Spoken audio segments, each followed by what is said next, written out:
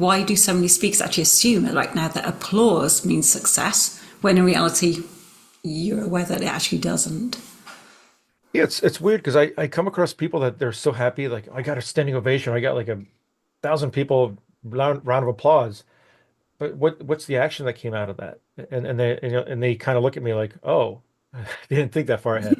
And I think a lot of speakers come from, and I lump corporate speaking into the world of when you do a lot of speaking but you're not saying anything. And I think a lot of us have seen speakers, maybe we're even guilty ourselves of doing that. And that comes from a transactional model of speaking. In the TED world that I live in, it's more about transformational speaking. And there's a big difference where transactional is more about sharing information. You're just communicating information. And a lot of times corporate executives mix it up because sometimes there is value to just share information.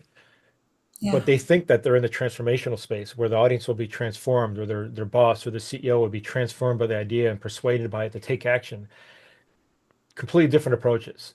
And you have to understand that there's a difference, and you have to understand of how to live in the transformational world and what you're doing in the transactional world. And that's why I think most of the speakers I work with struggle because they're stuck in the transactional world and they're not even seeing that they think that it's, well, if I'm a better storyteller, that's all I need to do. Well, that's part of it, but you have to be in the mindset of being in a transformational mindset. You're transforming somebody through an idea versus just sharing that idea.